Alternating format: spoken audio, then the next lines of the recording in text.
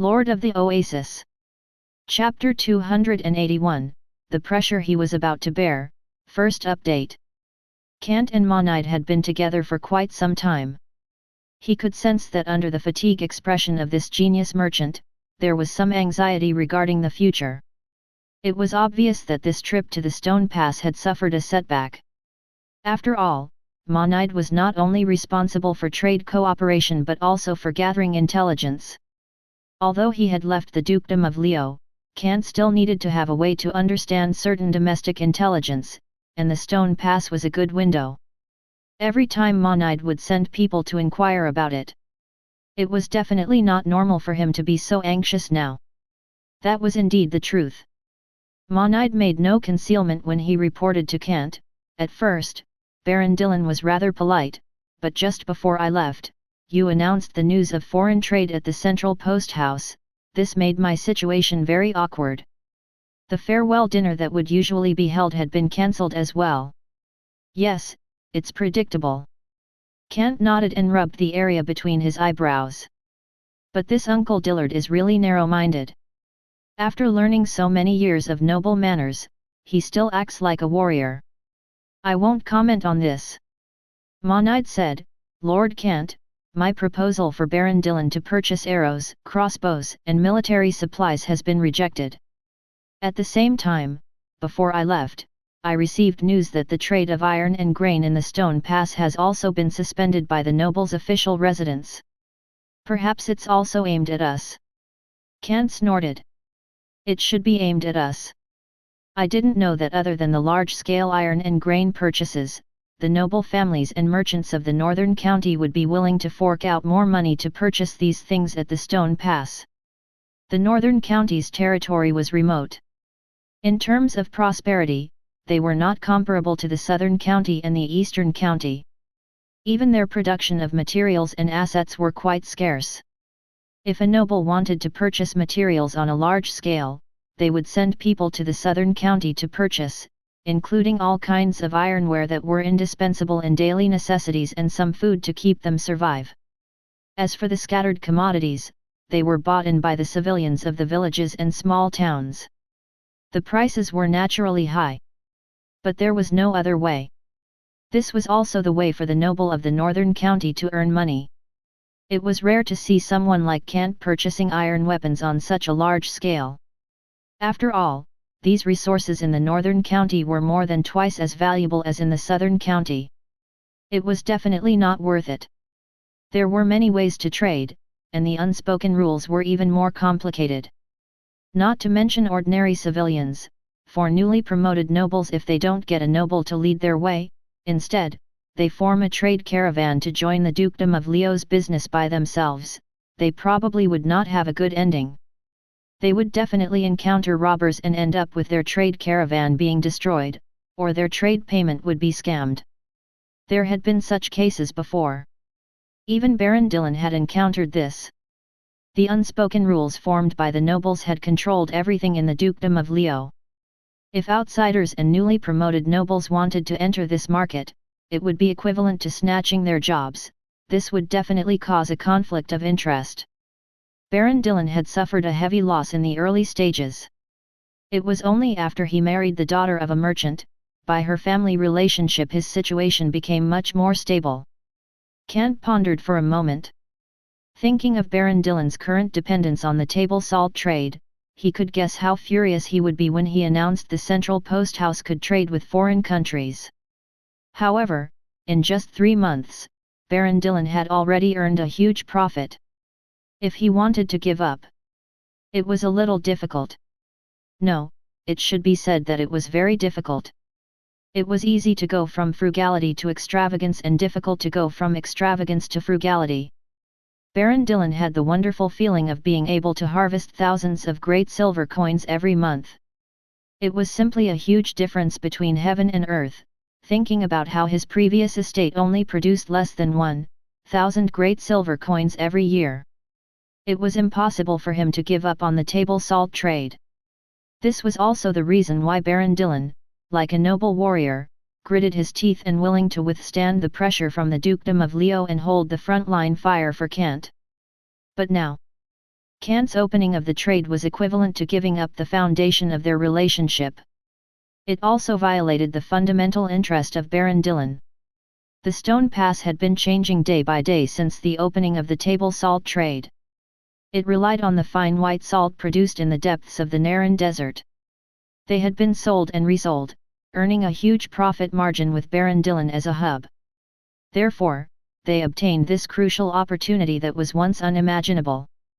The conflict between both sides had become more and more intense under the ripping of their interests. The final result would definitely not be too great. Monide understood this. Kant was clear about this either. When he decided to open the table salt trade and set the rules at the central Posthouse, he had taken this into consideration. Following this, both of them had to face increasing pressure. The greed and probing of the noble towards table salt, and even the secret revenge of Baron Dillon, who was originally tyrannical and narrow-minded. Kant pondered for a moment. He looked up at Monide and said, "Next, I will discuss the strategic and tactical plans with Phirantis." "As it should be." Monide nodded. The business was dirty. Just like politics, they all had their own ulterior motives. They were all deceitful and dirty. All these words could be used to describe a business. After all, businessmen were mainly making money, they were capitalists. In their minds, they were thinking about benefits. The so-called morality was just a yardstick for them to measure how much money they could earn. There was once a quote from a great man on earth. If capital had 50% profit, it would take risks. If it had 100% profit, it would dare to violate all the laws of the world. If it had 300% profit, it would dare to commit any crime, even if it has the risk of being hanged. This was the truth, even in this fantasy world. Cutting off people's money was like killing their parents. Kant had to brace himself to face the pressure from all sides, especially the bandit groups that were about to appear. They were like cats and dogs that smelled blood, constantly running over to bite him. Fortunately, Kant's power was no longer as it was in the past. If they wanted to bite him, they had to be prepared to break their teeth. Kant and Monide had a long discussion. They made tons of suggestions for the next central Posthouse. Most of them were about the economic exchange. With Rolf, the scoundrel noble, suppressing the local, and 3 Swadian royal knights who were at the peak of the Grand Night, there would probably be no big trouble, perhaps some minor disturbances. In the early stages, even if there were probes or revenge from the nobles, at most they were some ordinary bandit groups. It was still uncertain about their combat strength. In that case, Kant finally made a decision. He turned his head and instructed Monide, "Since the Stone Pass is not acting naturally, there is no need for us to show our excessive passion to them. Since the salt mine is in our hands, we have the initiative." But if that's the case, Monide was slightly stunned and frowned. "It will break our relationship." "If it's broken, then it's broken." The corner of Kant's mouth curled up slightly. Politics is not business. There are not so many amicable ways to make money. There are only interests involved and interests broken. Moreover, when did my uncle Dillard have a close relationship with us? Monide still had a businessman's mentality. He was paying attention to build a good relationship, but he did not see the compromise between the two parties at the deepest level. In the beginning, when Kant was weak, Baron Dillon was unable to enter the Naran Desert. Following their mutualism phase, Kant grew stronger and stronger. Baron Dillon was building new things day by day as well, and he had the confidence to enter the desert. Perhaps in the near future, or even this year, he would be able to organize an army to go deep into the Oasis lookout, to protect Kant's estate and solve the threat from the surrounding Jack Allen. Perhaps in one of the battles, Kant, the Lord of the Naran Desert, will take the lead and assault the group of the Jack Allen. His heroic and tragic death was worthy of the bloodline of the Lion Archduke, Cameron. This was a palace drama that could easily be understood by just thinking about it. "I understand." Monide sighed softly. He understood deeply the struggles of the noble. However, Kant had made an arrangement for him. I opened up a secret trade caravan recently. It is heading to a place called the Fangorn Forest to conduct trade with a group of Shu Ren. I think you can be the first leader of the trade caravan and lead a team to explore the way. This will provide a perfect start for our future business exchanges. Shu Ren of the Fangorn Forest. Monide was slightly stunned as he looked at Kant. Obviously, he could not understand this kind of fantasy race. Kant simply explained, it's just a group of ancient trees that have souls, they can think and move. They are no different from the wisdom of ordinary people. Some of the ancient trees even have the wisdom of the wise among humans. Monide nodded and accepted this explanation in his heart. After all, this was a land of miracles. This explanation was sufficient. He could encounter anything. Even the wolves in the wilderness could transform into human-like forms. Now that this group of ancient trees had gained intelligence, they could also accept human-like activities. Moreover, even rocks and water could transform into human-like forms. They could summon the so-called water and earth elemental warriors from thin paper and rampage on the battlefield. It was not surprising at all with Shu Ren. Two of them chatted for a short while before Kant asked Monide to have a rest after finishing his breakfast. After all, this young merchant was extremely tired after a long journey. After the conversation ended, Kant went to the city wall for inspection. The construction of the Trondheim castle was almost complete, but this was not the end. Currently, in the system, the level of the castle has reached its limit. But in terms of construction, it was still a small castle. Kant could still build walls, towers, and arrow towers to strengthen the castle's defense, as Trondheim, which stood in the Oasis lookout, was the most eye-catching location in the desert. It was also equivalent to being the target of public criticism. That was indeed the truth. The current Oasis lookout really became the target of public criticism. The news had already spread. The noble families behind the merchants all began to size up the desert with their thoughts. There was hostility, greed, and evil intentions. At the same time, there was also hatred that would devour them. For example, the Stone Pass. Baron Dillon, who had a bad temper, was so mad and irritable. Chapter 282, Baron Dillon's Anger, Chapter 2. In the administrative building at the Stone Pass, the atmosphere was extremely tense. Baron Dillon sat on the main seat of his study. He looked at the merchant in front of him with a gloomy expression and said through gritted teeth, "That damned little thing is really vicious." However, the merchant standing in front of him did not dare to reply. His identity was here. However, the two vassal knights in the room, who were trusted by Dillon, advised from the side, "Lord Dillon, there's no need to be so angry. Perhaps the forces behind Baron Kant want to push him out so that he doesn't have to be completely controlled by you. After all, if you're in control of the key roads, you are literally strangling their throats." What the vassal knights were referring to was naturally the natural dividing line between the Naran Desert and the Dukedom of Leo.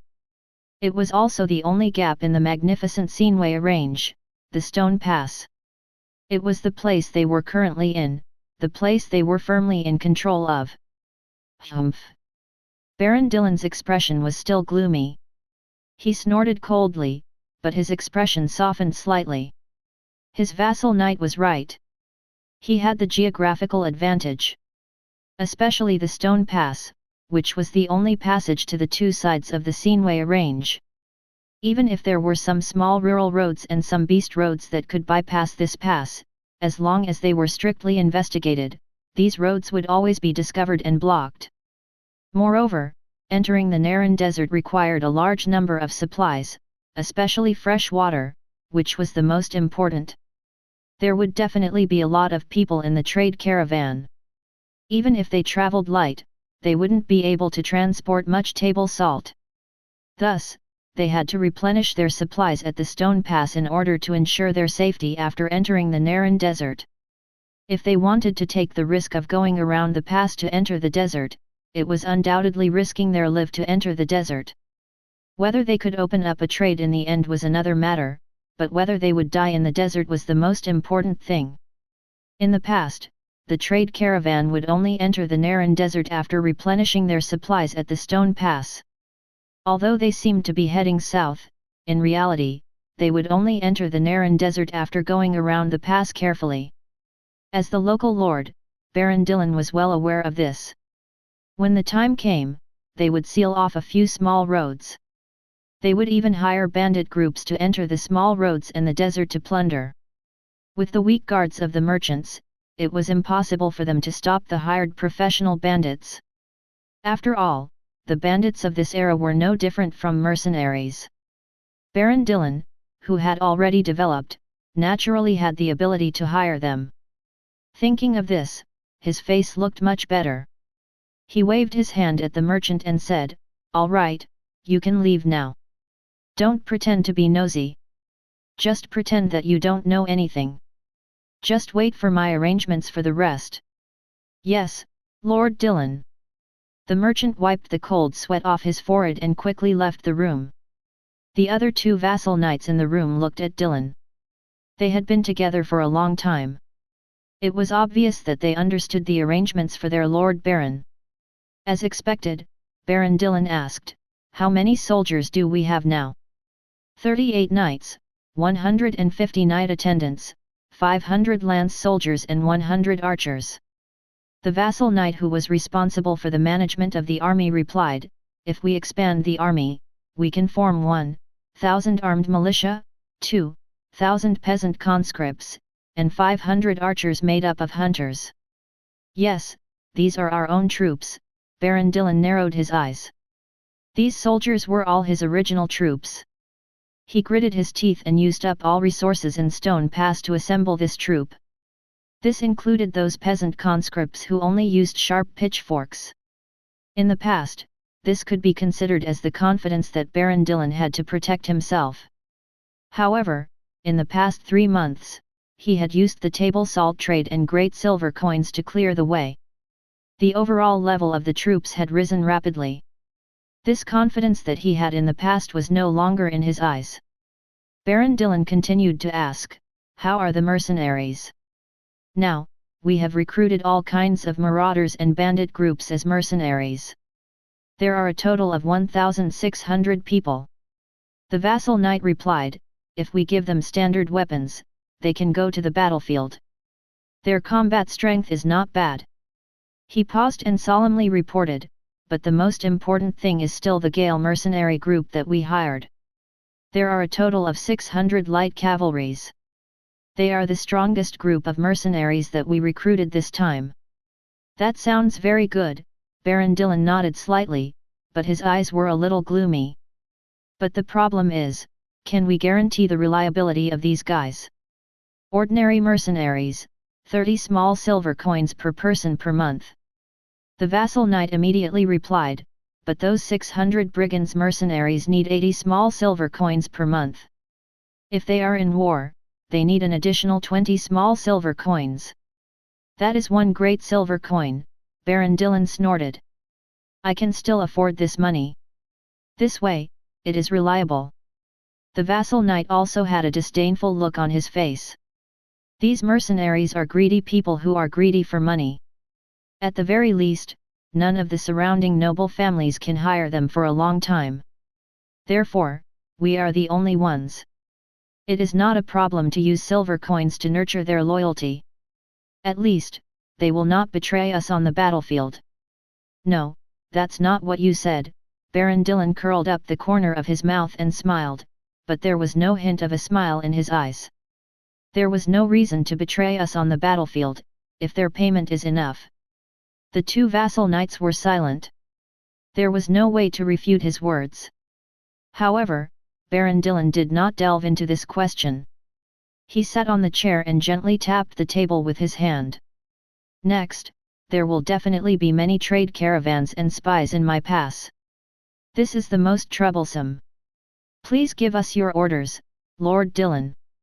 The two vassal knights spoke. "Yes, I do need you two to be busy." Baron Dillon nodded. He tapped on the table and said, "Let our rats be active. It is best to place them in any corner of the entire pass. I do not want my own estate to become a sieve that anyone can enter. At that time, I will really lose face. I think both of you understand this.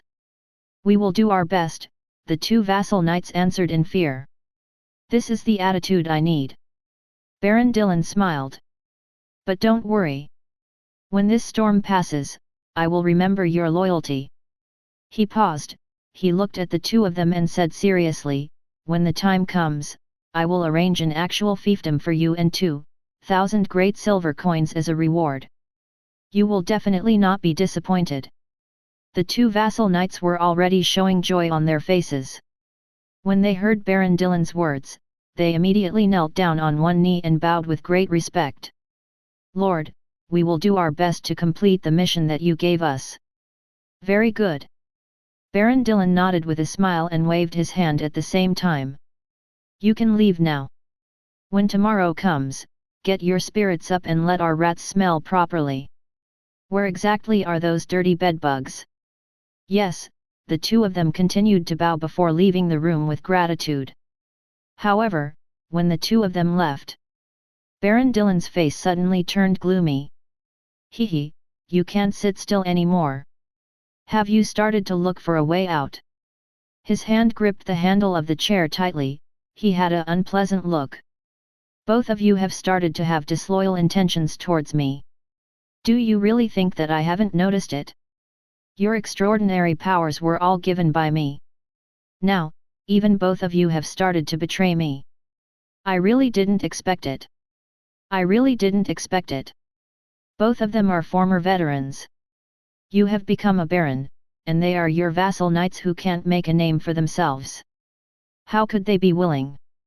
In the room, a calm voice appeared in the darkness. Baron Dillon didn't panic. Instead, he narrowed his eyes and said, but don't they know how to be grateful? Ha, grateful. Well, it's funny that this word came out of my mouth. That's right, it's really funny, the calm voice chuckled. Just like how you betrayed Princess Sophia and the Silver Platter Kingdom on the battlefield. Only then did you become a noble and truly step into this class, right? You also treated them as stepping stones. You know so much. Baron Dillon seemed to not hear the ridicule in this person's words. Of course. The man in the shadow finally walked out. He limped to the chair beside the study and sat down, he chuckled. How is it? You told me right? Baron Dillon, the people around you are starting to betray you. If you do not consider your own path of retreat, I think that if you continue to hold on in vain, the end result will definitely be very tragic. You are threatening me. Baron Dillon's face was murky. It was a rare sight that he did not fly into a rage. I am only speaking the truth. This person raised his head. It was the leader of the spies under the house at the pass. He understood Baron Dillon's personality deeply. He did not force him too much, instead, he changed his tone. Sometimes, if you can rely on others, you will be placed in an important position. This is especially so at this critical moment.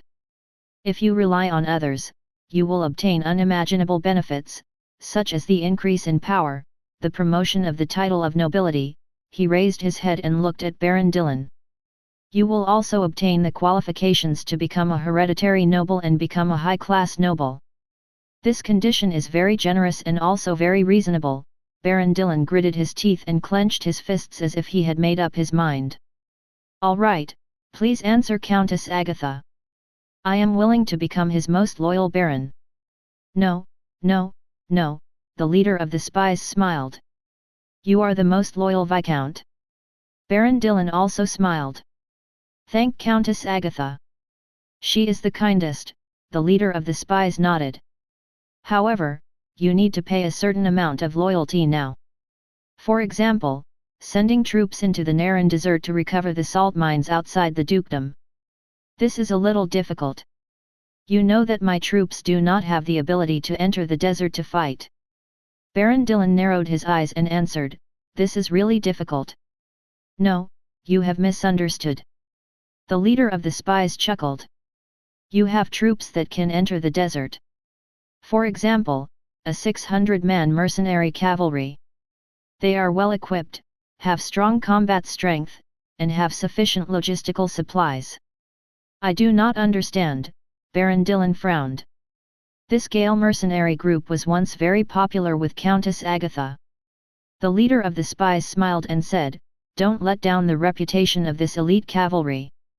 "I won't." Baron Dillon looked at the smile of the leader of the spies, but he felt a chill in his heart. He had originally suspected that he could recruit such an elite cavalry team, but now he was right. This 600-person squall mercenary group was the secret force that belonged the Countess of East County, Agatha. Chapter 283, The Exchange Value of the Golden Eagle. The current situation seemed peaceful, but it was extremely dangerous. This was like the surface of the sea full of torrential currents and dark tides. It was the calm before the storm. Any careless person who made a mistake would fall into this boundless sea of terror in the abyss and be torn into pieces. In the dukedom of Leo, the top-tier noble began to sharpen their knives, ready to enjoy a delicious meal. The lesser noble families also showed their fangs and claws, trying to get a piece of the pie. The profit was too big. It was so big that even the top noble families could not enjoy the delicious food alone. They could only compromise and cooperate with each other in order to enjoy the delicious food in front of them. Everyone was satisfied. Including those businessmen who were just errands, they could eat big mouthfuls of delicious food according to their size. But Kant wasn't included. He was the one who would suffer the direct loss of benefits. Everyone was staring at him fiercely, ready to pounce on him at any moment. Kant also had a premonition that this time was about to arrive. The entire Trondheim castle had already entered a level 2 alert status. Surrounding the dune, there were desert bandits who rode their horses around at all times, patrolling 24 hours a day. Viager archers had all entered the city wall and were no longer resting in the barracks. There were also knights who were ready to attack at any time. In order to deal with the danger that would come at any time, they were always on standby. Phyrantus and Kant had already had a deep conversation. Regarding the danger that they would face in the future, they would deal with it cautiously. If they encountered an enemy, they would take the initiative to attack. They would use the desert to drag down the enemy, and then they would use the excellent city defense to make the enemy's troops sink into despair. They could only retreat. After all, the current Oasis lookout was still locked down. The noble families of the dukedom of Leo would never have thought that such a strong and magnificent castle would appear on the Oasis. The city defense system was perfect and strict. Without siege weapons, they would be destined to be futile. There was no way to forcefully attack. Furthermore, according to Kant's memories, even if it was the dukedom of Leo, they would still have to pay a huge price to take down such a city defense. The current environment in the Naran desert was cruel. There was a lack of water and supplies, and there were no siege weapons. It was impossible for them to withstand a long time. The only way was to retreat, unless they were stupid enough to waste their time and lead to the total annihilation of the army. But the noble families with ulterior motives did not know that. They were so naive that they knew nothing. Kant had already perfectly hidden his fangs and claws, curled up like a kitten. But when he fully unleashed them, everyone would be shocked. He was like an adult lion appeared in front of them. With its well-proportioned body, sharp fangs, and claws, it officially declared this once deserted Naran desert was its estate now. Real lions could only grow up in mountains of corpses and seas of blood. They were Kant's stepping stones. It was just that they had not yet discovered this cruel fact. Kant did not choose to go deep into the desert at this critical moment. Instead, he stayed in the Oasis lookout and inspected his estate. At the same time, he chose to build his castle better. For example, more advanced houses were built in every corner and crevice. They were almost close to the residential area, the crafts area, and the military area. Another 200 houses were built. All 300 high-class houses that looked like two-story houses filled the interior of the castle. There was no space for more buildings to be built, but the advantage was the large population. The population of Trondheim Castle had exploded to 3,000 people. A lot of food was consumed every day. The output of the agricultural area alone was not enough. Now, it was all used up. They had to buy a large amount of grain from the caravan of Rivaden to barely maintain the food and drinks of these thousands of people. Don't forget, there were nearly 700 troops. In order to ensure the food supply, Kant specially formed a camel caravan consisting of 20 camels. It was dedicated to food transportation. All the preys that were hunted crazily in the Seenway arranged and then made into smoked meat and dried meat. Then, the camel caravan transported it to the Oasis lookout to increase the consumption of meat and reduce the consumption of grain. Eating only bread made one hungry very quickly. Having meat not only strengthened the body, but also reduced the consumption of grain. It is killing two birds with one stone. But the food problem did not need to be too worried. Kant has built a salt posthouse at the top of the dune in the salt mine. He has sent 50 peasants to collect coarse salt. Every 2 days, 50 camel caravans will be sent to transport it. The 600 bags of coarse salt collected in 2 days will be transported back to the castle. Then, in 3 days, it will be boiled into 400 bags of fine white salt. In the end, a caravan of 50 camels was transported to the central posthouse to be sold. The first wave of harvest would be a large amount of silver coins, and Kant would collect all kinds of materials. Iron tools, farm tools, grain, cloth, and everything, including precious spices, were also purchased. There were also precious golden eagles. Manad had already found out that 100 great silver coins could be exchanged for 1 golden eagle. However, this price was only the normal price. In the black market of the Dukedom of Leo, it had already been sold for 120 great silver coins to exchange for 1 golden eagle. This was also due to the Dukedom of Leo's developed agriculture and handicraft industry. Hence, the economy was prosperous. If it was in those poor areas, the price of 1 golden eagle would usually be sold for 150 great silver coins or more. For example, in the barren North County, the price of 1 golden eagle was 150 great silver coins. If one wanted to exchange for it, one had to look at the connections. Only Viscount Wayne, who ruled the entire North County, had the ability to exchange for it. Golden eagles were really very precious. It was said that the mysterious Mage Tower would collect golden eagles, and even the temples of the gods were no exception. From this, it could be seen that golden eagles were precious resources. Compared to silver coins of different sizes, these eagles were made of gold and looked like palm-sized, glittering eagles. Their value was higher, and they had a wider circulation. Of course, Manad also used his relationship with Baron Dillon at that time to exchange 200 great silver coins for a golden eagle. In Kant's system exchange, he actually received a price of 1,000 dinars. This was a pleasant surprise. Kant did not expect that the price of golden eagle that was made of gold to be so high. It was much more valuable than simply selling gold. After all, a bag of gold was only sold for 50,000 dinars. If it was a golden eagle of the same weight, there would definitely be more than 50 of it in a bag. It was estimated to be at least 100 golden eagles could fill up the bag. This was equivalent to 100,000 dinars. Just this week, Kant was preparing for the future. He was prepared to personally go to the table salt trade this time. After all, this was the first time that the central posthouse was open for trading. Chapter 284, Trade Caravan at the Posthouse. The large-scale table salt trade involved a terrifying amount of great silver coins. Kant sold 400 bags of fine white salt at a price of 100 great silver coins per bag. In other words, it was a total of 40,000 great silver coins. Those merchants would have to use rattan baskets and carts to transport the great silver coins. If they used goods, they would not be able to match the profits of table salt. Other than spices, military supplies, or sweet sugar cubes, the other things were not worth the profits of salt at all.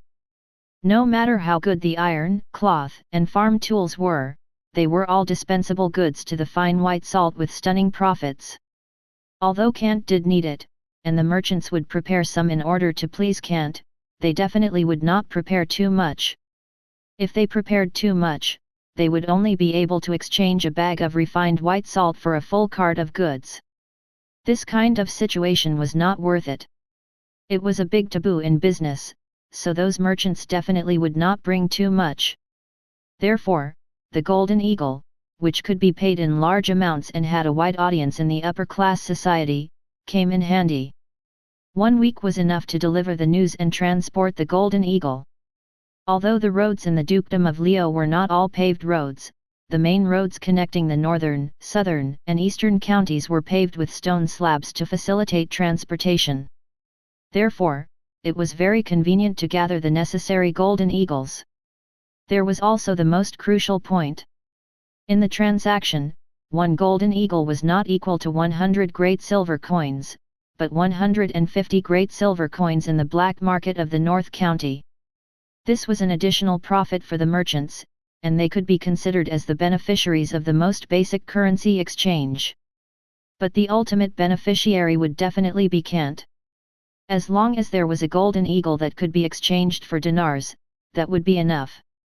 The continent of Karadia would be able to provide him with an endless supply of various materials, including the Pender caravan that had already set off, led by Jocelyn, and the Fangorn forest caravan that Manad personally led. All 3 trade routes would give him rich returns and a wonderful prospect waiting for him. For example, in the Pender continent, Kant had Jocelyn bring the most valuable gold.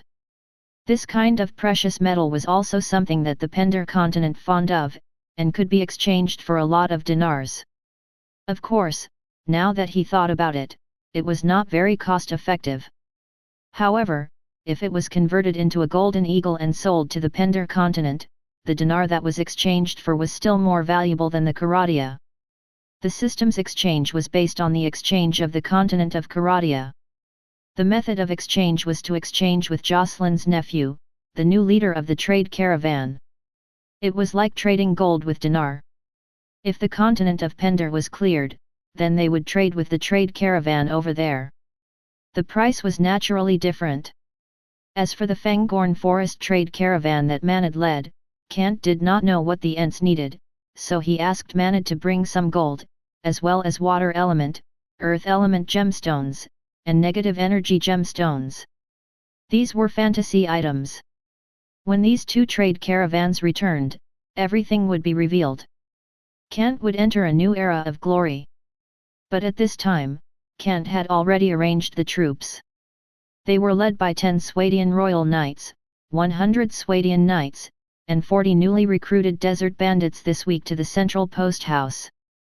The camel caravan made up of 50 camels was ready and loaded with fine white salt. Lord Kant. Phyrontus stood in front of the city gate and urged Kant. Please be careful this time.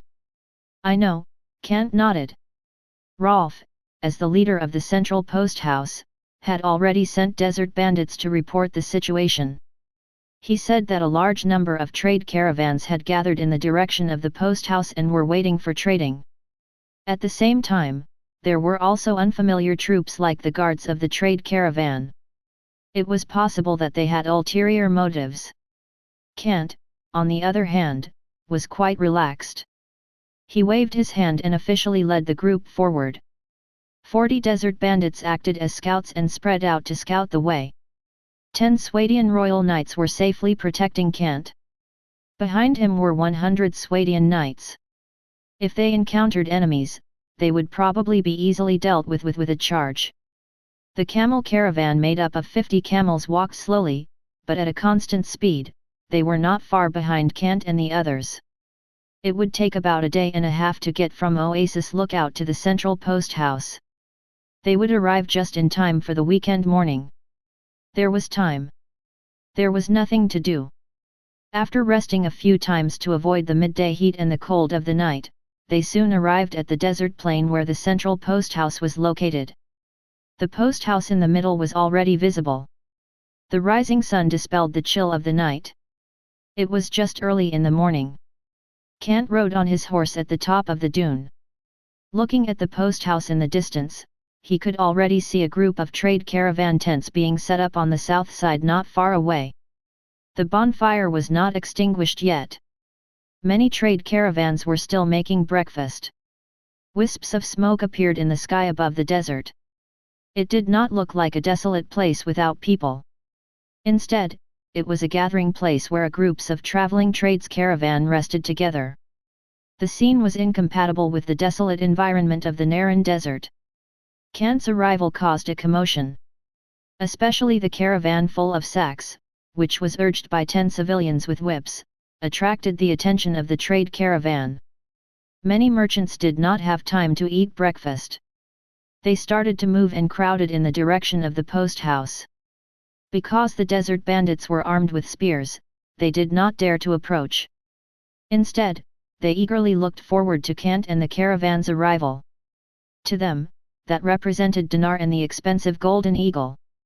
The posthouse also discovered the arrival of Kant and the others.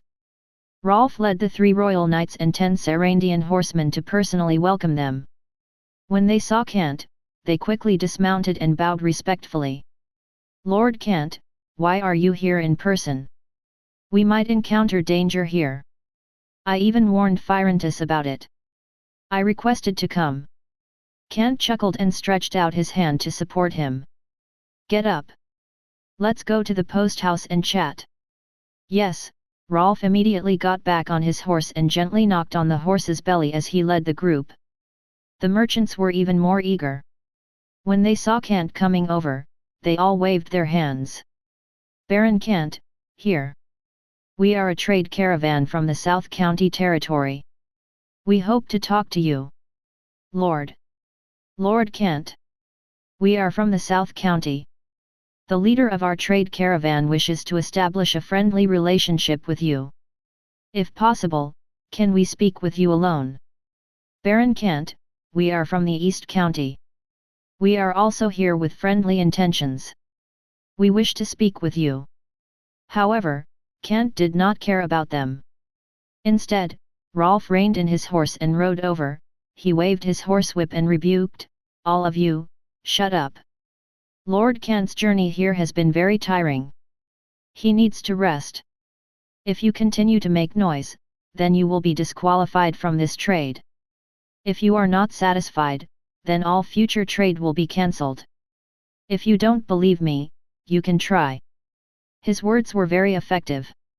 Immediately, the shouts of the merchants weakened and became completely silent.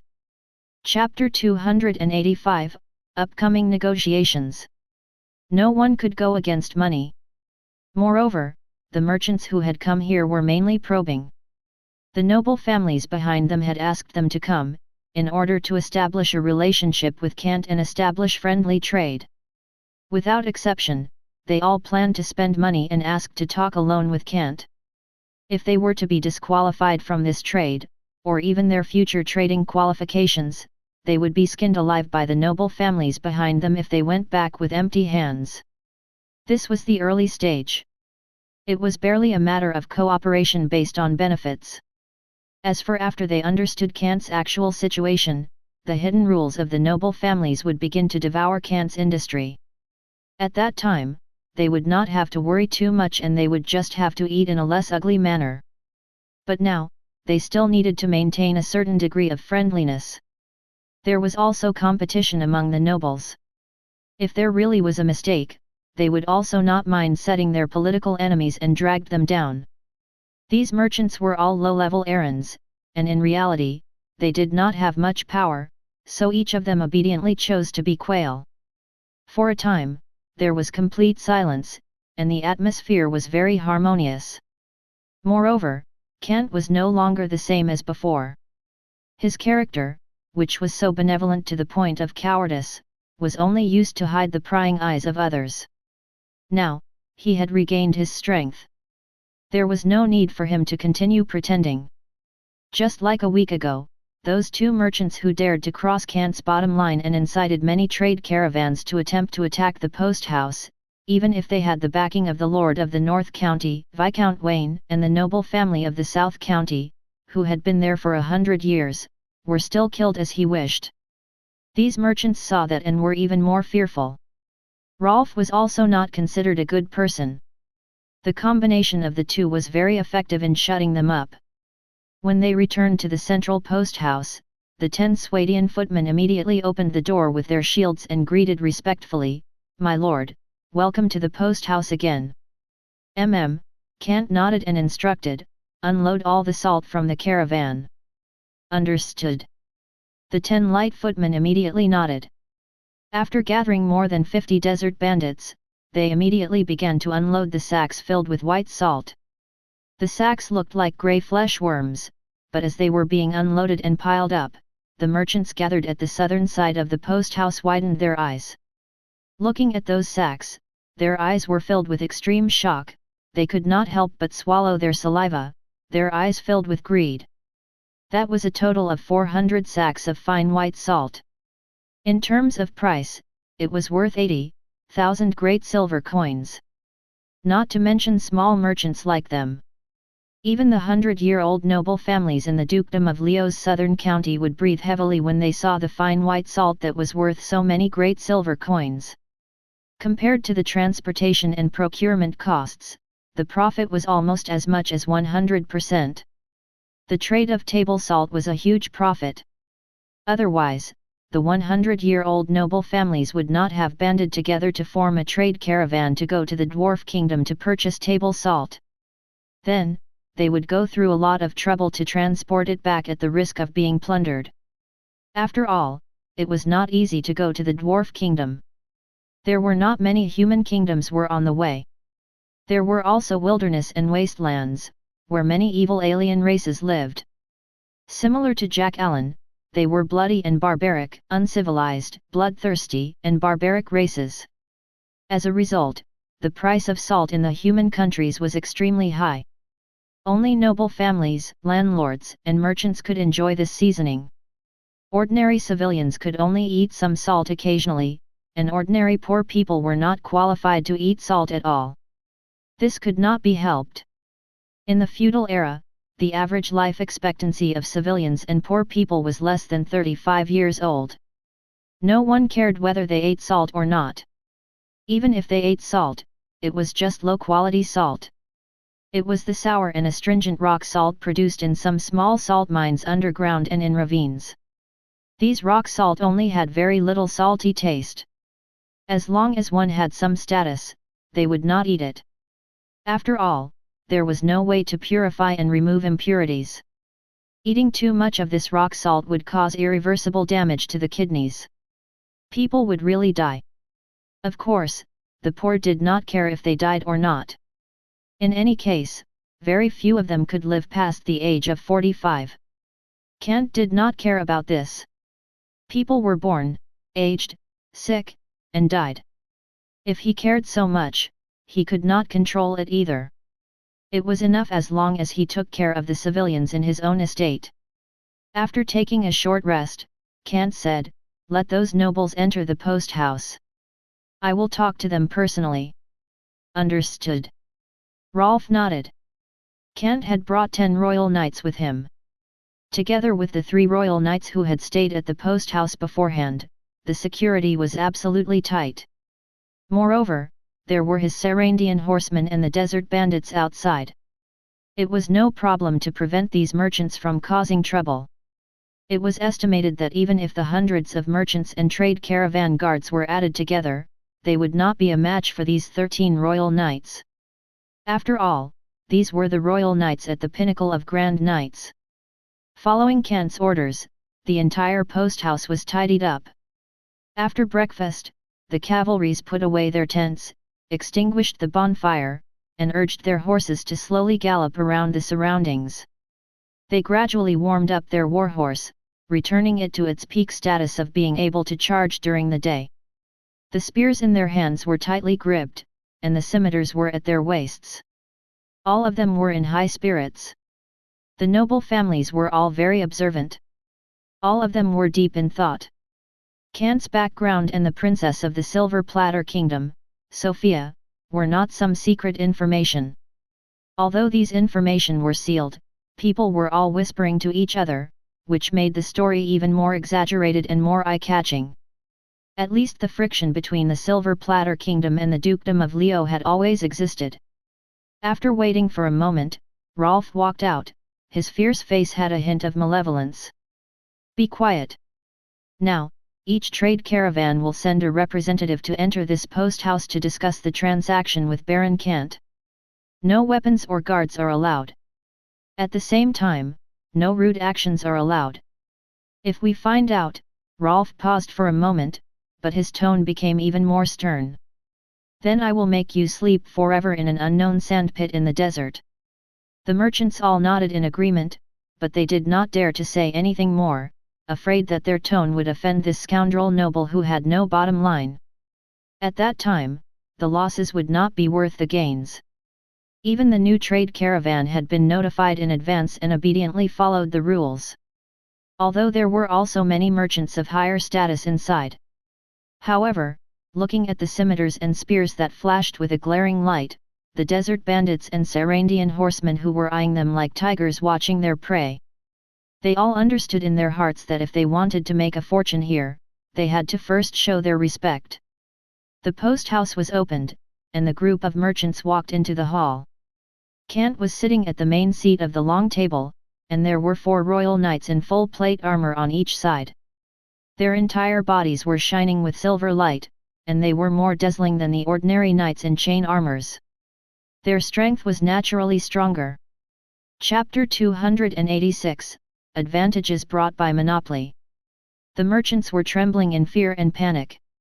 It was no wonder that anyone would find a row of Sarandian horsemen in fine chain armor and holding scimitars standing by the wall at the edge of the hall.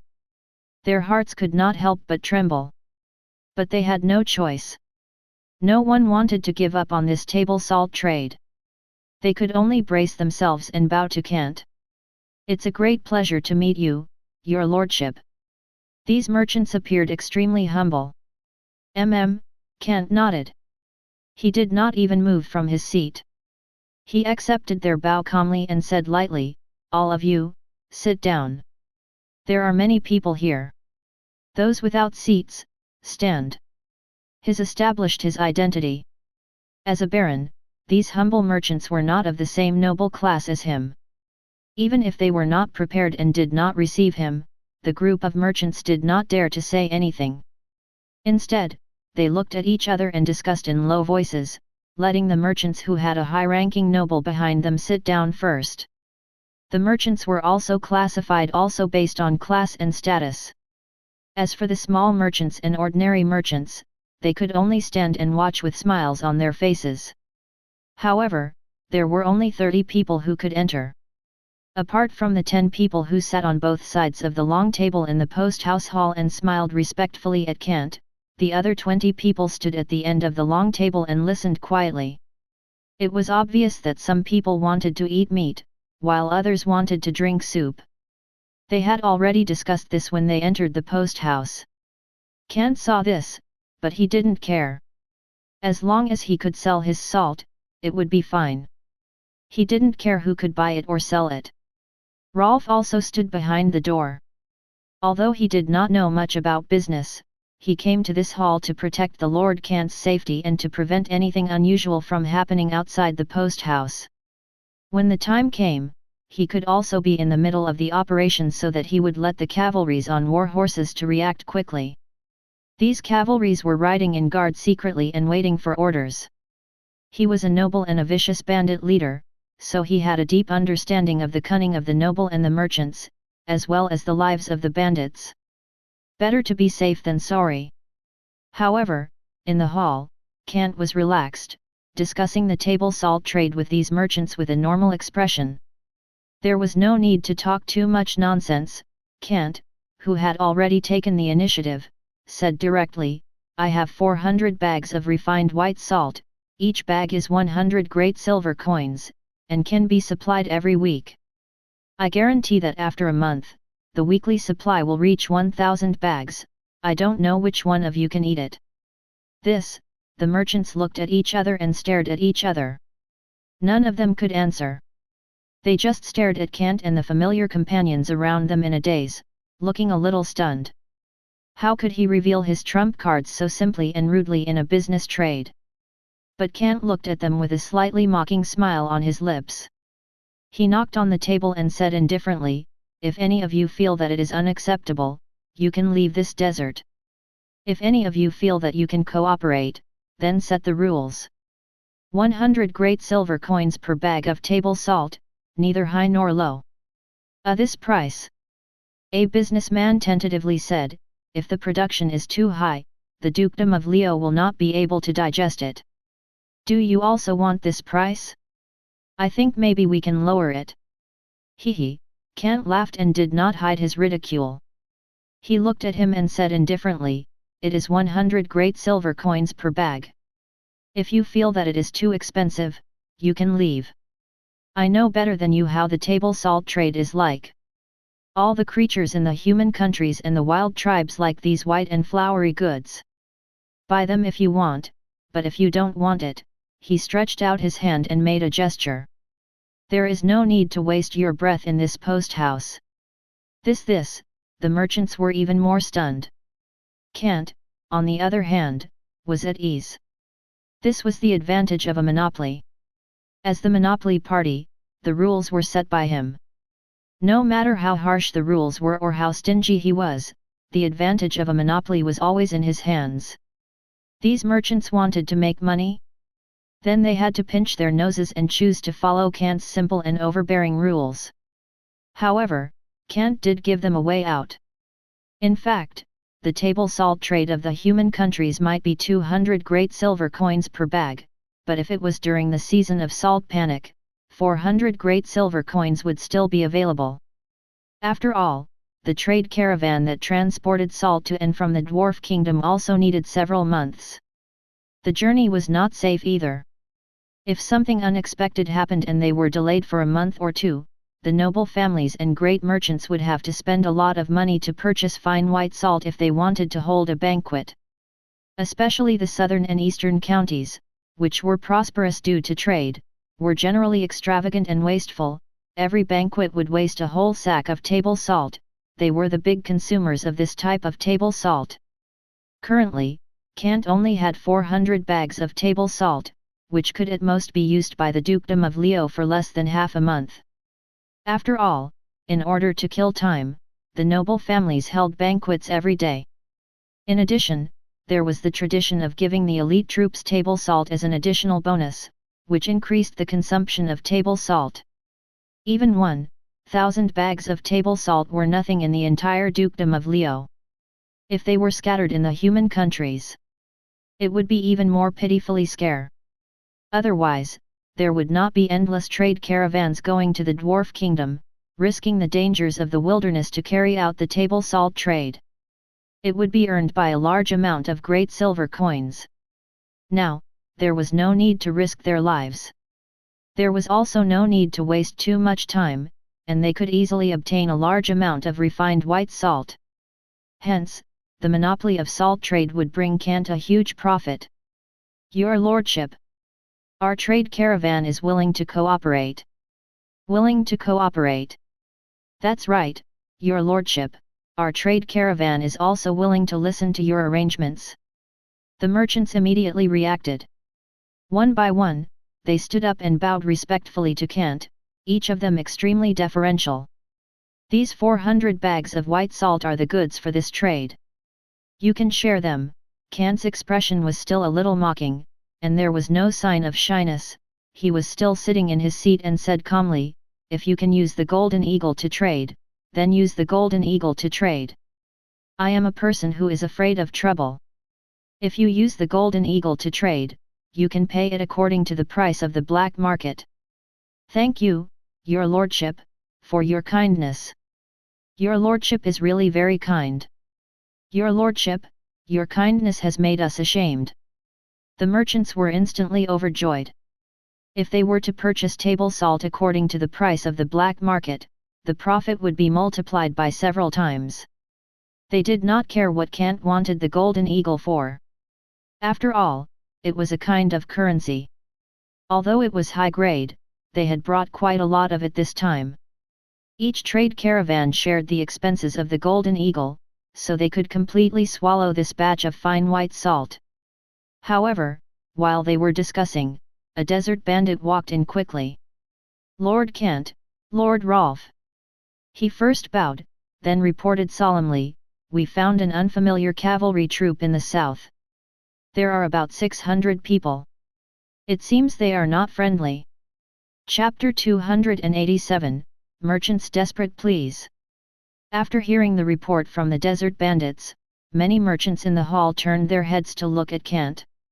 It was an unfamiliar army with ill intentions. They would not believe that the troop had nothing to do with the table salt trade. Perhaps some noble was dissatisfied with Kant obtaining the table salt and wanted to come here to show off their might. This was often the old noble family's way of intimidating the new noble families. It was also applicable now. Think about the noble families who once operated the table salt for the dwarves. Because of the appearance of table salt in the desert, it affected their business. Both sides were basically competitors now, and they did not ease up at all. They were competitors with direct conflicts of profit. However, Kant's table salt in the desert was more profitable. It was closer to the human countries, and it was more convenient to transport. Furthermore, the taste was not bad, and the production was increasing day by day. It was destined to attack the conservative market where the old noble families controlled the table salt for the dwarf. It would be strange if there was no reaction when their important way to make money that was used to maintain the family was cut off. Now, these merchants looked at Kant. At the same time, they were testing him. They were merchants. The so-called honor and dignity were not as tempting as the profits. Therefore, they could humbly express their obedience to Kant because they did not understand Kant's true strength. Now, they might be able to see it. Someone came to provoke them, flaunting their strength, and used force to intimidate Kant, the baron who was about to rise up. No matter how Kant responded, they would get the answer they wanted. But if they were defeated, the final outcome would definitely not be friendly. These merchants would still maintain their obedience, but the next time they came, the trade caravan's guards would be more and more elite. At that time, these merchants would take back their previous subservience with interest and become even more arrogant than a noble. But to Kant, his expression was calm, but his eyes flashed with ridicule. He was not a baron who was about to rise up. He was the lord of the Naran desert who had already risen up. Facing the probing gazes of these merchants, the corners of his mouth curled up slightly. His disdain and ridicule were obvious. He did not explain too much. He only instructed faintly, "Rolf, you handle it." "Understood." Rolf immediately nodded behind the door. "Handle it beautifully," Kant continued. As if he had thought of something, he instructed Rolf, "Don't kill all of them. We still need to increase the production of our salt mines. We're very short of salt-digging slaves. Since they're here, let's stay and see if they're qualified for this job." "Got it," Rolf had a ferocious smile on his face. "They are very qualified for this job." Kant nodded and waved his hand lightly. "Go. Everyone, follow me." Rolf bowed respectfully and issued an order in a muffled voice. The 50 Sarandian horsemen who were originally standing by the wall in the hall immediately rushed out, including the 3 Swadian royal knights beside Kant, as well as the cavalries that quickly gathered in the tent outside. The entire central posthouse seemed to have become a military station for the deployment of troops, and this cavalry force was gathering. 120 Sarandian horsemen, 220 desert bandits, and the 3 royal knights personally led by Rolf. The total number of troops was only 350, but their combat strength was considered to be at the elite level, especially the 3 royal knights who possessed extraordinary strength and belonged to the Grand Knight level. How could they be compared to the ordinary cavalry? Even the 120 Sarandian horsemen were qualified to be vassal knights to the ordinary noble. But those merchants did not know. They could not imagine how powerful these cavalries were. After all, there were a total of 600 men, unfamiliar troops. If they were to go crazy, it was not impossible to slaughter them all in this desert. They merchants did have the trade caravan guards. However, these trade caravan guards could at most disperse some ordinary marauders and bandits. Fighting against these 600 absolutely ferocious cavalries were definitely courting death. Hence, the merchants began to discuss animatedly. They whispered to each other with a hint of anxiety in their tone. Their gazes towards Kant also became more direct. After all, Kant only needed 10 strange-looking knights and 10 ordinary sword-shield footmen to protect him. They were talking about the Swadian royal knights and the Swadian footmen. Kant's face was calm. The disdainful smile at the corner of his mouth was still there.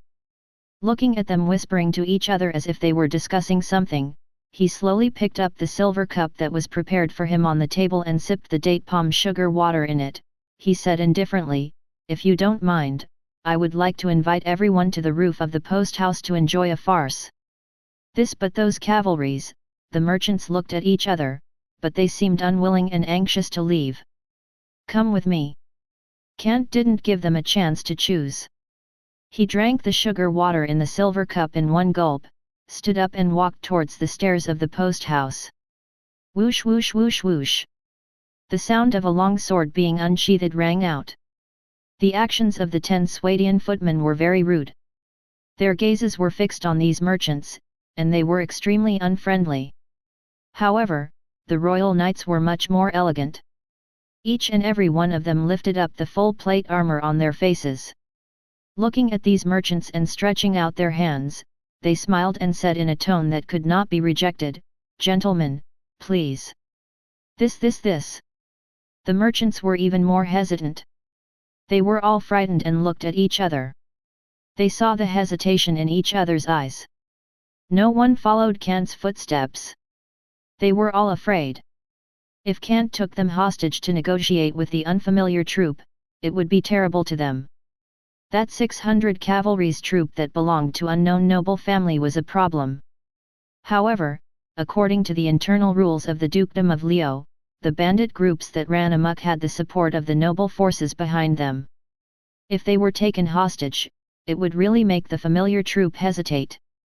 Although there were fights between the noble families, there were definitely alliances, such as alliances through marriages.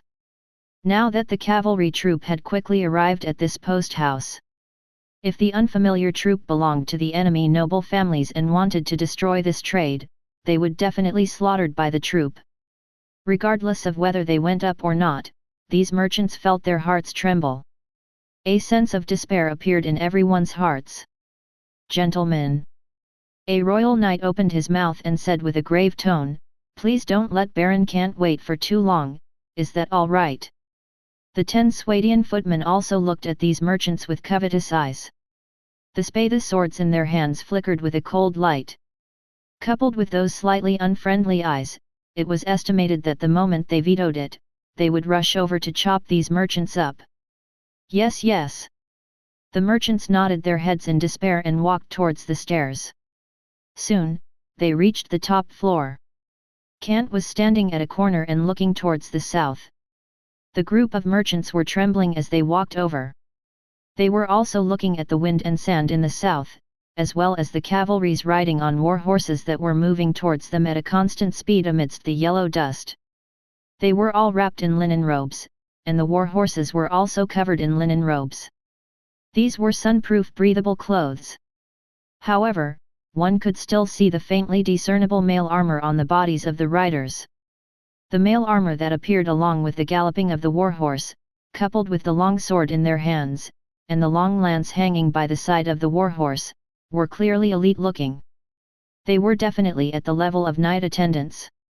Their well-trained appearance made these merchants suck in a breath of cold air. Knight attendants. They were basically valiant horsemen who had received knight training. From a young age, they had been trained in horsemanship, spear arts, swordsmanship, and close combat. They also had a part-time job to learn the etiquette of the noble. Basically, the troops formed by these knight attendants were the basic strength of the knights that formed the knight corps. They were also the main force that the noble led the troops to battle. They were also the backbone of the battle sequence of the Dukedom of Leo. Whether a country was strong or not depended on how many knights there were and how many knight attendants they could gather. If a knight died in battle, then the knight attendants would be able to replace them. As for those noble families that had lived for hundreds of years, their strength could also be measured by their knight attendants. Powerful noble families would always be able to train a large number of excellent and elite knight attendants as their own strength. They would fight for themselves in all directions and achieve outstanding results in the dukedom of Leo's battle sequence. Together with their own knights and grand knights, they would form a complete cavalry unit. The merchants were very knowledgeable. Right now, their legs were trembling. They even felt the urge to pee between their legs. They were so scared that they were about to pee. This is an army formed by knight attendants. Not good, those are knight attendants, they are the army of high-ranking noble. Your lordship, you have offended. Who have you offended? The merchants were all speaking with trembling voices. Their eyes were wide open, and their eyes were filled with despair. The 600 knights attendants were fully armed as they charged towards this post house. That terrifying might was about to destroy their confidence. There were even quite a number of merchants from the small noble families who had already felt their entire bodies go limp. They had to support each other in order to stand still. The despair in their eyes could not be erased. They really felt that they were going to die. They guessed the conclusion. This was clearly a high-ranking noble who wanted to destroy Kant's faction. How could it be that they had come with ill intentions? Out of the 600 knight attendants, there would definitely be 30 knights. There might even be peak-level knights. As long as they were enlightened by the Grand Knight, they would be able to comprehend the existence of extraordinary powers. How could this be an ill intention? This was like the declaration of a war. Silence. Kant had a smile on his face as he turned his head slightly to look at the terrified merchants behind him. The mockery on the corner of his mouth became even more intense. Knight attendants? Oh, could it be that in your opinions, they are the strongest? The merchants were unable to answer. They were already breathing rapidly as they watched the troops formed by the knight attendants getting closer and closer. Their expressions were also becoming more and more desperate. Kant shook his head. There was nothing much to say to this group of useless merchants. Standing at the same spot, looking at Rolf leading the cavalry to welcome them, he took the silver cup handed over by the light footman beside him. He took a sip of the warm sugar water in it and said calmly, "The banquet has begun." Beside him, the Swadian royal knight encouraged himself and blew the item that Kant had just handed to him. A dull, long horn sounded. Woo! Chapter 288, Tactics of the Desert Bandits. The bugle horn was blown. A dull and long sound was heard in the desert. This was Kant's order. The cavalries, who had already lined up neatly, began to move along with the long bugle horn. Horse hooves came in waves as they charged into the flat desert. Rolf personally led 120 Sarandian horsemen, holding their scimitars tightly with solemn expressions. The 220 lightly armored desert bandits had already pounced forward, like sparrows flying in the sky, or a wolf pack scattered in all directions, waiting for an opportunity to strike. The Sarandan people were familiar with the desert from the soul. They were the race that lived in the desert to begin with. They were the elites of the desert. At the post house, the guards of the trade caravan were restless. Looking at the leader of the trade caravan who was at the top of the post house, they were all panicking, as if they had encountered a horse gang. They wanted to hide, but they did not dare to abandon the leader and leave. Even when they saw Rolf leading the cavalries to resist, they still felt uneasy. This included the merchants on the rooftops. Everyone could see the fighting strength of both sides. Rolf was indeed brutal, just like a bandit leader, but this did not represent his fighting strength. The 600 fully armed, male armor-clad, and well-trained elite knight attendants, along with the knights who led the team as commanders, they could easily wipe out the same number of horse gangs. The regular army was an elite force that could crush the bandit groups. On the contrary, Rolf's army was made up of a large number of desert bandits who were the pitiful light cavalry in leather armors. In the dukedom of Leo's combat sequence, only the poorest and most impoverished noble families would use these cavalries. Only the guards of the trade caravan would be equipped with such defensive equipment. Although leather armor had a certain defensive effect, it was extremely limited. Despite bandits and horse thieves with noble backgrounds would not have a set of mail armor each, but they still had 2 layers of mail armor. How could the light cavalry unit led by Rolf compared to them? The defensive equipment of Rolf's troop was so pitiful that they could not bear to look at it. Even if there were 120 Sarandian horsemen, but it was still very few of them. If they were to clash with the knight attendants, they would be crushed on the spot. These merchants' hearts were beating rapidly. Looking at Kant, who had his back to them and was still holding a silver cup, their gazes were very unfriendly. They could already guess that these cavalries were Kant's capital. Perhaps in the Naran desert, if they were careful, they could completely defend the Oasis lookout and this posthouse. But if they were to fight against the strong opponents, they would definitely lose everything. An army of 600 knight attendants could already be considered as the regular army of the dukedom of Leo. These merchants had different thoughts from Kant. They looked at Kant with hatred in their eyes. The previous groveling and the fear were all reasons for these merchants to hate Kant. As long as Kant lost his army as a support, the noble families behind these merchants would extend their hands into this desert. For example, these merchants might be able to talk to those knight attendants because of the connection between the noble families. If these knight attendants really killed them, then it would start a war between the noble families. The salt mines in this desert could not be swallowed by a few noble families alone. It should only be a win-win situation. But in this win-win situation, it definitely would not include Kant, the original lord of the Naran desert. The merchants looked at each other, and their breathing became heavier. They nodded to each other and understood the meaning in their eyes. Now that they were united, they realized that they were not afraid of these soldiers and Kant. Instead, they had the confidence to unite and fight against Kant. However, this was only their illusion. The royal knights and light footmen saw the merchants' small actions behind the scenes. They were expressionless, but their eyes were extremely vigilant. If Kant gave the order, there would be a bloody storm on the roof. They could do it. However, Kant did not speak, nor did he give the order. Shaking the red sugar water in the silver cup, the sweet feeling in his mouth had not dissipated. Looking at the dust and the horsemen in the distance, the smile on his lips remained. 2 cavalry units were approaching to each other. The 600 cavalry units slowed down slowly, as if they had something to say. However, the desert bandits, who were riding desert horses that were suitable for desert raids, continued to charge on the 2 wings and did not stop.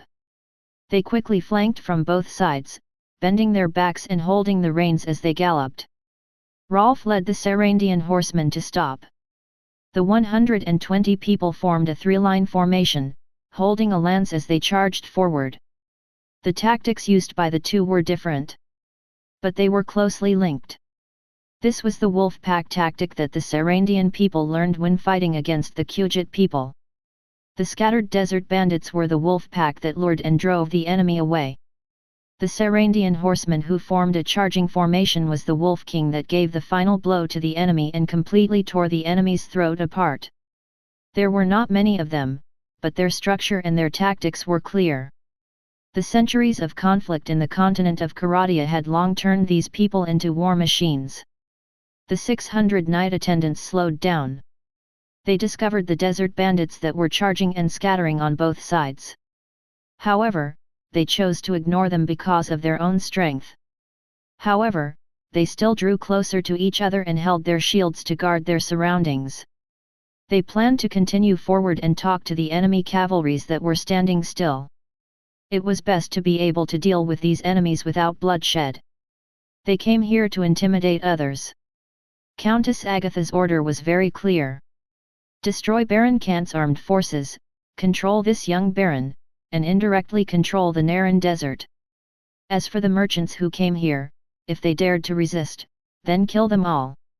If they didn't resist, then gather together with the surrendered Baron Kant's troops and bury them alive in the desert. There was no need for them to appear in the Naran desert as well as other forces. The leaders were 2 Grand Knights. The basic and middle-level commanders were 40 knights, while the rest were knight attendants. This was the reliance of the Gael mercenary group, which had once roamed the 3 counties of the Dukedom of Leo. They were usually quiet, but as long as there was a movement, they would appear and show their fangs. The dark hands of the Countess of the East County, Agatha, had always been known for her bloody ruthlessness. However, they had miscalculated. Rolf had no intention of talking to them.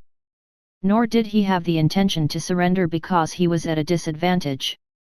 Seeing that the other party had slowed down from 500 meters away, as if to show that they wanted to negotiate, the corners of Rolf's mouth curled up into a disdainful smile. The malevolence on his face became more and more intense, and the machete in his hand was raised high, spinning slightly. This is an attack. Don't hold back. An order to the desert bandits. Pift, pift, pift, pift, pift, pift, pift, pift, pift, pift. The horseshoes struck the sand. There was a lot of weird noise. Desert bandits galloped on both flanks, circling the 600 horsemen, neither too close nor too far, as if they were wolves and vultures waiting for an opportunity. However, their equipment made the knights disguised as Gael mercenary group smile mockingly.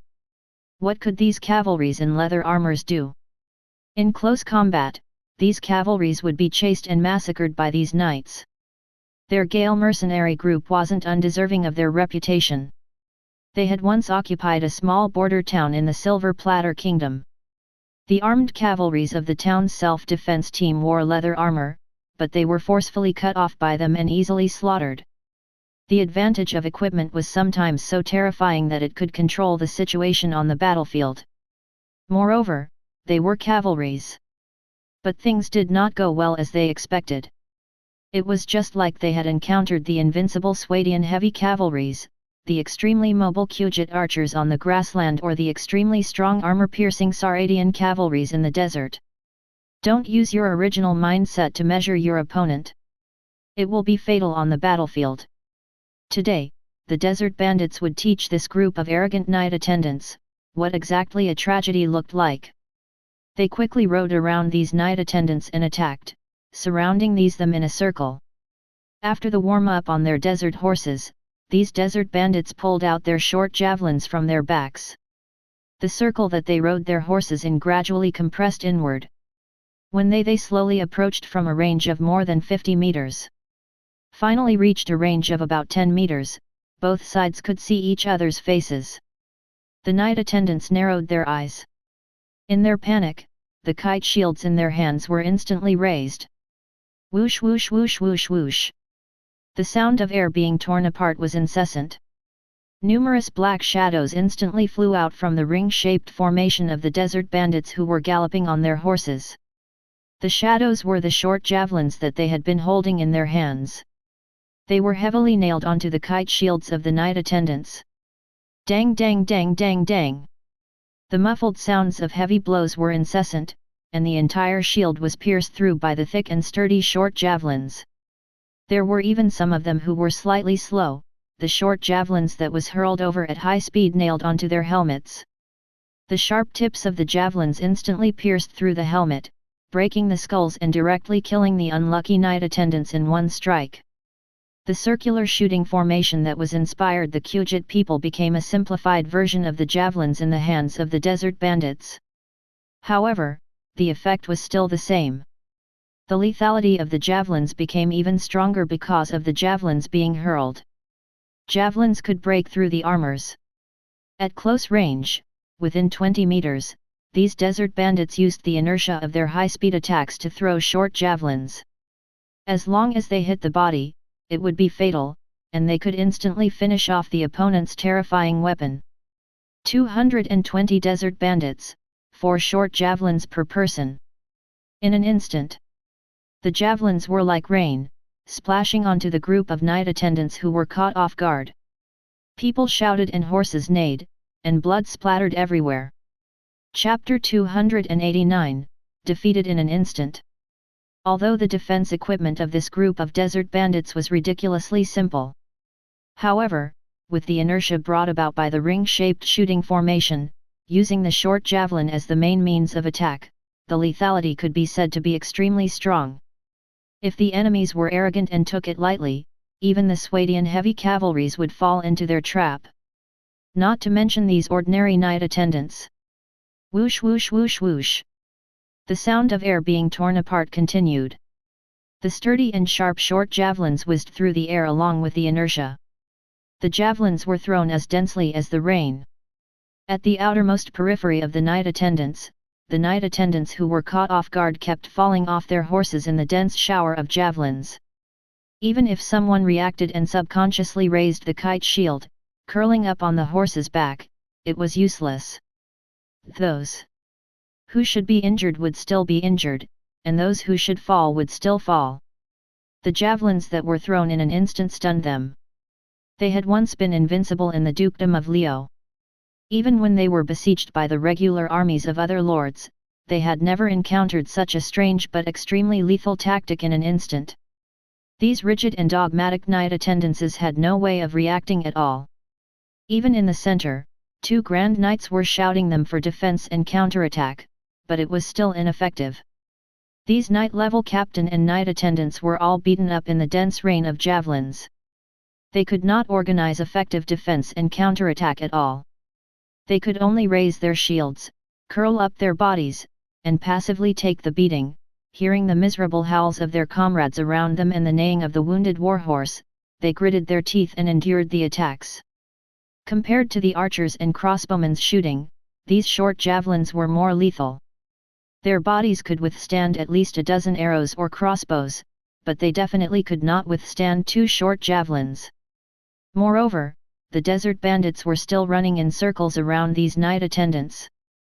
Some of the knights' attendants made some strange movements. One by one, the desert bandits threw the short pilum in their hands in an instant. Relying on the inertia of the desert horse, the short javelin pierced through the wooden kite shield that was less than 2 centimeters at close range, leaving holes in it. It pierced through the mail armor and sank deep into the chest. The short javelins had the effect of breaking armor. If thrown at close range, it could also break the shield. This javelin storm lasted less than 3 minutes. Each person had 4 short javelins. In a short 3 minutes, a total of 840 short javelins had been thrown out of the pilum. Woo! At the top of the posthouse in the distance, a dull and long horn sounded. These desert bandits instantly turned from a pack of wolves into sparrows. They immediately scattered their ring-shaped formation and shot out, fleeing in all directions without turning back. They were really like a flock of sparrows on a grain field. When they encountered danger, they would flee in all directions.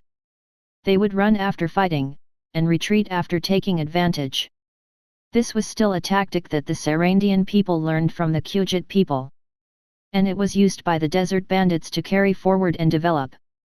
To be able to run rampant in the Sarand desert and rob the trade caravan, it was not only because of their brutal methods, but also because they were good at fighting wolf packs. They understood that when the enemy was tired, they would disturb them, and when the enemy advanced, they would retreat. Just like now. When it was time to retreat, to prevent the enemy from recovering and fighting back, they retreated very decisively. They did not hesitate at all. When the bandit groups were integrated into the regular army's combat sequence, they would play an even greater role as surprise troops. Just like now, these knight attendants had finally recovered from the assault and lethality effects of the javelin rain. Subconsciously, they were still holding their broken kite-shaped shields, listening to the wailing sounds in their ears, and their eyes were blank. They had not expected that in just 3 short minutes, they would encounter such an attack. The outer circle was full of corpses. The knight attendants, as well as their horses, all pierced through the javelins like hedgehogs. The knight attendants who survived were also injured. The unlucky ones were pierced through the chest and abdomen by the short javelins. Although they did not die, such serious injuries were enough to say goodbye to the world. Even with the divine spell, there were very few who were fierce. Not to mention that there were none. 600 knight attendants arrived in an aggressive manner. After wave of javelins rained down, only 400 people were left on the spot. All of them were covered in dust and dirt as they listened to the gradually weakening wails. In the end, they looked around in a daze.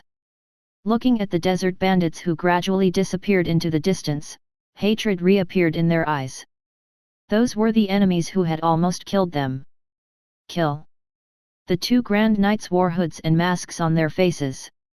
However, their eyes revealed an unconcealable killing intent. In just a short moment, more than 200 knight attendants, including knights, had died in battle. It was the biggest loss in recent years and had left them with a lot of injuries. Even if they won this battle, they would still be considered as miserable survivors. How could a bunch of trash in the desert compare to the knight attendants who had been trained for years? Kill! Kill! Kill! The knight attendants urged their war horses and charged forward with hatred. They gripped their long sword tightly. Their eyes were bloodshot, but before they had completely dispersed, the eyes of the knight attendants in the north suddenly showed shock and fear. For a moment, they actually restrained their war horses and tried to defend on the spot. It was Rolf, who was holding his scimitars high, leading 120 Sarandian horsemen to charge in front. Their long lances were held straight and awe-inspiring, already aimed at the knights in front. Kill! Rolf shouted. Behind him, the Sarandian horsemen responded, and the 3 rows of charging formation were ready.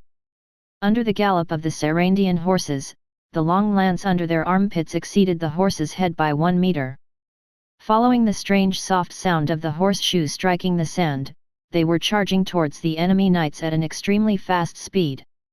The distance between the two sides was less than 50 meters in a short instant. In fact, Rolf had already given the order to charge when the desert bandits had dispersed. Now that the distance was less than 50 meters, no matter how the knight attendants urged the war horses under them, they were unable to drive the war horse to its fastest speed within this extremely short distance.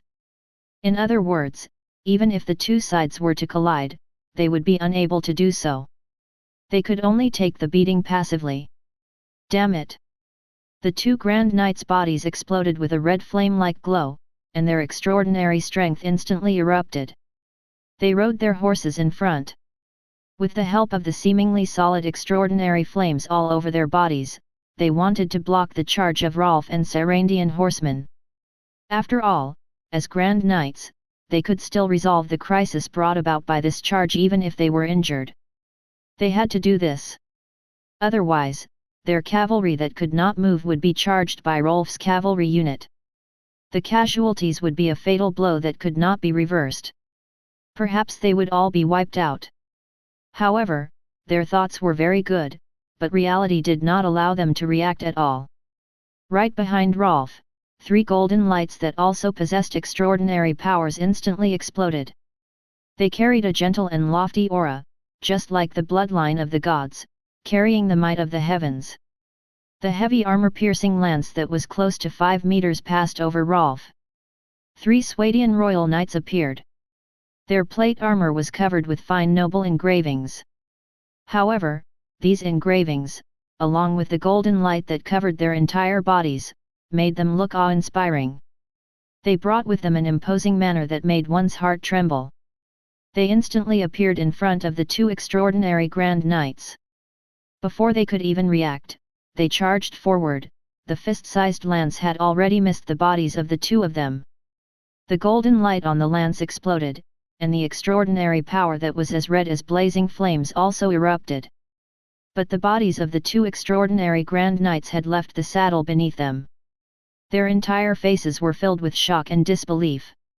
They only felt a burning sensation in their chest and abdomen. Their entire bodies flew backwards swiftly. They lowered their heads to look at the fist-sized lance that was shimmering with golden light on their chests. Finally, their consciousness dissipated.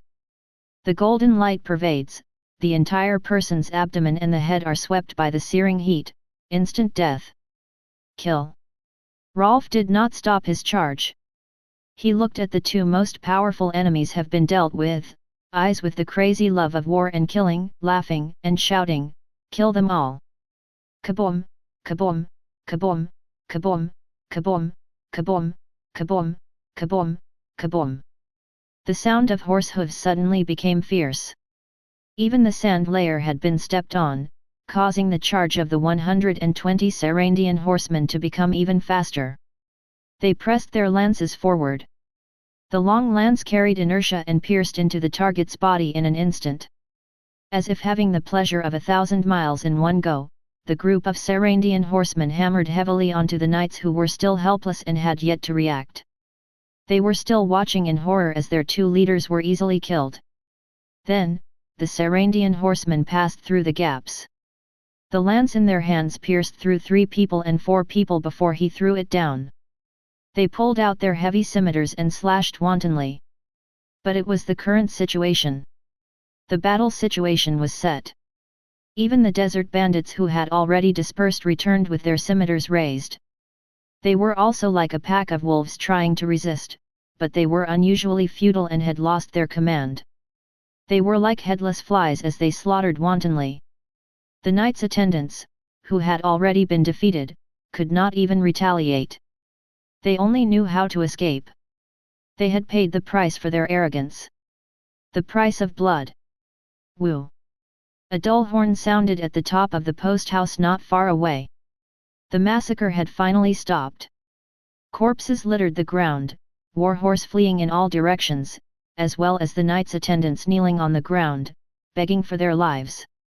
With extraordinary powers, the two leaders, who were also the Grand Knights, were directly killed.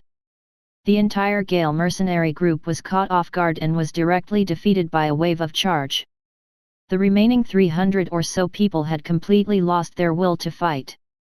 The creed that they had once taught with the honor of a noble had long been thrown to God knows where along with countless dark deeds. They surrendered very cleanly. When they had the upper hand, they could unleash their divine might and massacre. But when they were at an absolute disadvantage and were massacred wantonly by the enemy, they could also choose to surrender without hesitation. The remaining 300 or so people threw away their weapons. Kneeling on the ground with their hands raised high, their dazed and terrified eyes were filled with the desire to live. There were also doubts that came from the bottom of their hearts. They really could not imagine why, in a short period of time, they, who had once roamed the dukedom of Leo, were defeated by a group of simple and sparse enemies until they were completely annihilated. The remaining people did not even dare to escape and could only surrender. They could only surrender in a tragic manner. They could not figure it out. They were just like the merchants at the top of the posthouse who were completely silent. They were staring with their mouths agape at the battle that had happened in a short span of 10 minutes. It had ended so easily. Chapter 290, Trade Caravan that returned in shock. That's right. These merchants really couldn't figure it out. The main force formed by the fearless knight attendants was completely annihilated in front of their eyes, turning into corpses littered on the ground, as well as pitiful captives that were trampled on their dignity and miserably beaten. They didn't know that this was the mature tactical system of the continent of Caradia. Cavalry formed by a group of knights attendants. When they were in a dense traditional formation, they had the strongest attack effect. For example, the kingdom of Swadia had once suffered such a loss. This was because the traditional battle tactics of the iron cavalry of Swadia were like this. Once on the plains, they worked together with footmen and crossbowmen and were almost invincible, destroying all the enemies. But in the Kujit grassland, they suffered a great loss. The light-armored Kujit bow cavalry was responsible for luring and attacking, causing the formation of the traditional cavalry to be scattered in the pursuit. And just when the formation could not be restored and had completely scattered, the final attack arrived. The Kujit cavalry responsible for close combat showed up. The dense formation of the traditional charging formation easily defeated the cavalry that was already scattered in the formation. In this battle of pursuing and being pursued, the Kujit cavalry became the victor, killing the individual cavalry that could not resist. Even if there were cavalry that could escape, they would not be able to escape from the archers and cavalry that were dressed in light clothes and had fast horses and sharp arrows. Simply using the horizontal push mode of charging side by side was not completely suitable for such a vast area. Moreover, these 600 knight attendants were arrogant. They were destined to die. "Boys, tie them all up and collect the spoils of war." Rolf shouted and got the desert bandits to jump off the desert horses. He used linen ropes to throw away the weapons and captured all the knights and servants who were holding their heads in their hands. Countless weapons and armors were seized. War horses and dead bodies were gathered together. Weapons, armors, and living war horses could be kept and sold. As for the dead bodies of war horses, they could be used as food for the captives. They could also be smeared with table salt and made into dried meat in the shade. They could be used as food. Actually, eating the horse meat was not a huge psychological burden for them. They could eat anything they could live on. The cruel war situation on the continent of Karadia had trained these soldiers to be as terrifying as butchers. This included those corpses that had been turned into hedgehogs by the short javelins and skewered into candied haws by the long lances. Their bodies were covered in blood and the smell of blood was extremely strong. They did not feel uncomfortable at all and casually arranged themselves into long rows and threw them to the side. As for their own short javelins, this was a standard weapon that could not be given up. As long as they looked intact, they would pull them out from the corpses and casually wipe them with a linen cloth before putting them back into their backpacks. As for the dirty blood and the like, they did not really care. At worst, they could go back and wash up properly. Seeing that the battle situation had calmed down, the job of cleaning up the battlefield was also taken care of by the desert bandits. After Rolf had finished making the arrangements, he brought the Sarandian horsemen back with him. All of them were in high spirits, and they looked as if they had returned triumphantly. They were indeed the victors. There was no way to refute this. The entire posthouse was completely silent. It was as if Rolf and the others had been disturbed, they would be severely punished. The guards and helpers of the trade caravan who had been watching the battle in a panic, ready to escape at any time, now subconsciously stopped what they were doing. They stared blankly at Rolf and the others returning triumphantly, their eyes filled with fear.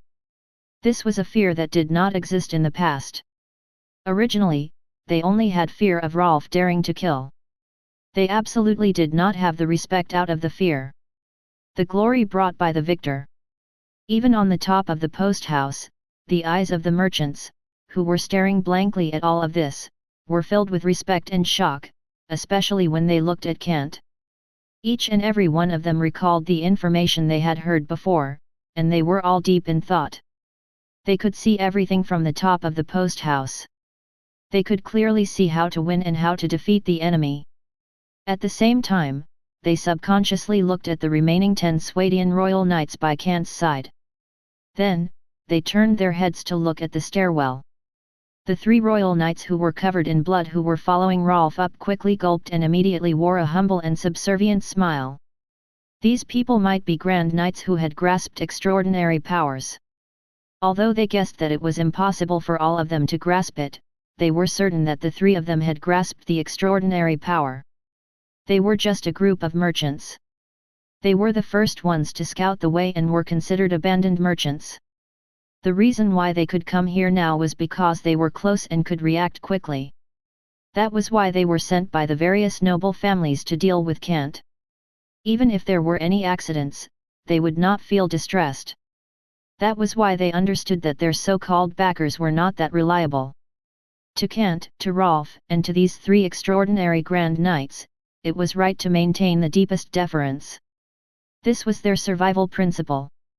However, these merchants could not imagine that the 13 Swadian royal knights in front of them were really grand knights who had grasped extraordinary powers. Moreover, they were at the peak of grand knights. If Kant wanted to, he could even confer more royal knights. Then, the number of Kant's grand knight would be more than the entire dukedom of Leo and the entire Silver Plate Kingdom combined. Perhaps these merchants had already made some guesses in their hearts when they saw that the equipment of these royal knights were all plate armor. However, they would not take such guesses seriously. They would just give up after thinking about it once. After all, 13 extraordinary Grand Knights were enough to influence the political situation of the Dukedom of Leo. If this Baron Kant really had them, why would he be exiled to the Naran Desert, which had such a tragic environment? After all, they did not discover any salt mines at that time. They had a myriad of thoughts. However, the humbleness on their faces was even more intense. Kant shook the sugar water in his silver cup. His back was still facing them as he said calmly, "It's over." "Yes, it's over." Rolf was the first to report, "The enemy has lost 284 people and captured 316 people." "Very good. What about our losses?" Kant asked. "We have no casualties. Only a few people are seriously injured. They will recover after treatment," Rolf replied. Kant nodded. The conversation ended. It was just a simple report of the results of the battle. However, the merchants behind them subconsciously swallowed their saliva and looked at each other. Their eyes were filled with shock. Seeing was one thing, but hearing it was another. They saw Rolf destroy those night attendants with ease, but they did not expect that they did not even have a cavalry that died in battle. They easily obtained such a victory. It was a huge victory, an epic-level victory. It did not conform to their original views at all. But this happened. An epic-level victory was not enough.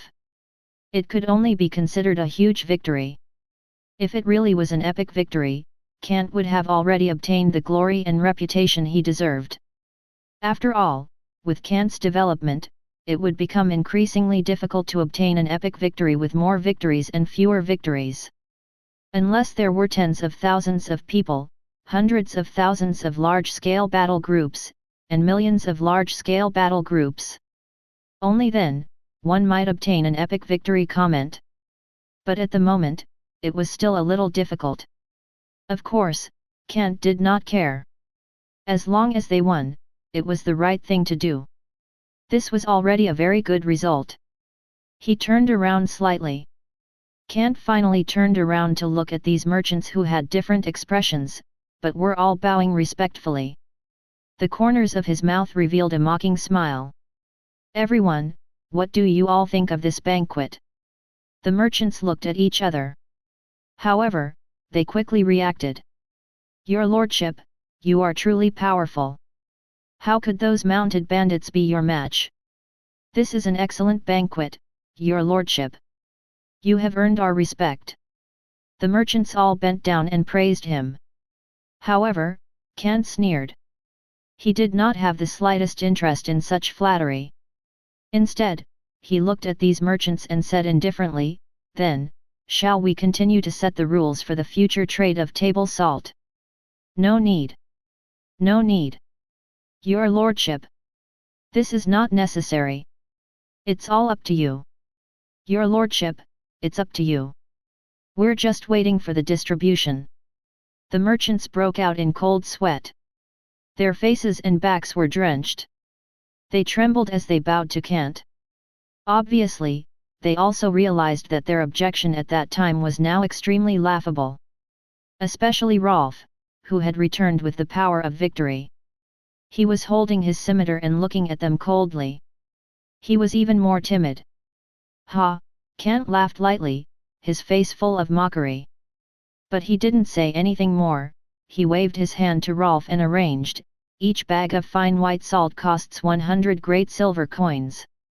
If you want to use the golden eagle to pay, then according to the black market price, 150 great silver coins can be exchanged for one golden eagle. I don't want these merchants to think that I'm a stingy miser." "Understood." "Who would think that Lord Kant would be a stingy miser?" Rolf nodded. At the same time, he looked at these merchants coldly and revealed a ferocious smile. "Is that right, everyone?" "Yes, yes. Your lordship is absolutely benevolent." The merchants bowed their heads one after another, cold sweat dripping down their faces.